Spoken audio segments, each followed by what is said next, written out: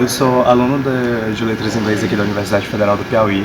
Atualmente eu estou escrevendo meu TCC sobre a compreensão do bilinguismo e formação de professores em línguas estrangeiras.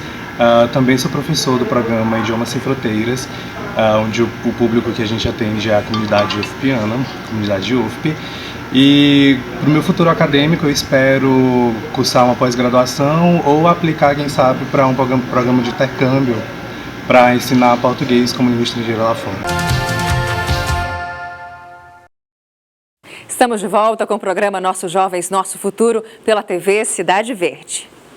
O ensino bilíngue chegou ao Piauí há quase 10 anos. Desde então, muitas escolas passaram a oferecer mais aulas e atividades ministradas em inglês.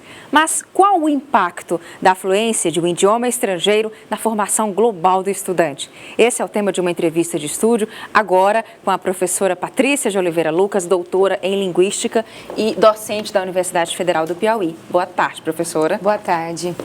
Quando a gente fala escola bilíngue, o que é que a gente tem que entender que essa escola tem de diferente de uma escola convencional? Uma escola bilíngue, pensando na própria questão do bilinguismo, que seria o estudo de uma outra língua, né? Você exposto à aprendizagem de uma outra língua, nesse caso uma língua estrangeira, seria uma escola que ela oferece ao mesmo tempo atividades, as instruções em língua portuguesa, ela vai fazer isso.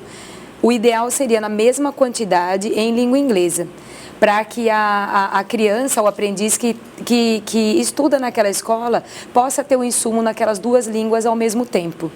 E para quem pode pagar uma escola bilíngue, a gente sabe que é um valor elevado, né? Quanto mais cedo se coloca, melhor a criança? Depende, porque o bilinguismo, né, falando muito rapidamente aqui, porque ele é um assunto bastante denso, né, dentro da área de pesquisa na linguística aplicada, mas se pensarmos nos 3 níveis do bilinguismo, né, de acordo com alguns autores, que é o nível cognitivo, social e linguístico, às vezes uma mesma criança, por exemplo, numa mesma escola, da mesma idade, uma criança de 3 anos, por exemplo, uma já tem, ela já usa a língua como prática social, enquanto a outra não usa. Então, o que acontece? Essa questão da idade, ela é muito... ela não é um fator determinante, assim, no sentido, né? Claro que há o período crítico em que se diz, né, que há uma idade melhor para aprender uma língua estrangeira, só que depende muito do insumo que a criança tem pós-escola. O que os pais contribuem, como é que eles colaboram para fazer com que aquilo que foi ensinado na escola possa ser revisto dentro de casa, de forma que o aprendiz ele possa produzir naquele idioma. Como é que a gente pode, né, uma linguagem técnica, insumo, né? Como é que a gente pode estimular a criança que está na escola bilíngue ou não a viver o idioma estrangeiro na nossa rotina, em casa? Se nós pensarmos, por exemplo, né, as crianças que elas nasceram a partir da década de 90, eles já são o que a gente chama de nativos digitais.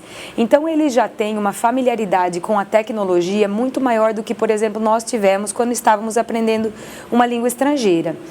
Então, como há muitos recursos na internet, como hoje em dia o público tem começado a usar o celular mais cedo, você pode, por exemplo, uma coisa simples, deixar as configurações todas numa outra língua para que ele possa ter acesso. Os jogos, né?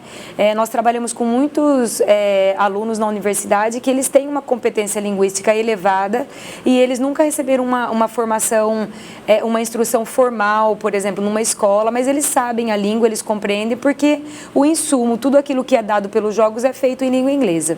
Professora, qual é o impacto de estar imerso no idioma estrangeiro na formação global do estudante? O estar imerso, por exemplo, né, quando a gente fala em imersão, as pessoas sempre pensam você situado dentro de um país em que se fala a língua. Um intercâmbio, né? Dentro de um intercâmbio. Mas, às vezes, há muitos casos, por exemplo, de pessoas que elas passam um ano em um outro país e não necessariamente elas vão falar aquela língua. Então, a imersão, ela depende muito da identidade que você tem com aquela língua. Às vezes uma pessoa ela aprende uma segunda língua, ela vai para uma terceira, uma quarta, e ela de repente vai ter a intimidade, ela vai gostar da quinta língua que ela vai aprender. Então essa questão da imersão ela é muito relativa. Eu sempre digo que é importante que a pessoa busque alguma coisa que ela gosta, porque a motivação é o que leva você a aprender uma língua estrangeira, de fato. Professora Patrícia de Oliveira Lucas, doutora em Linguística, muito obrigada pela sua participação, por nos ajudar a compreender um pouco mais esse assunto tão rico. Obrigada a você.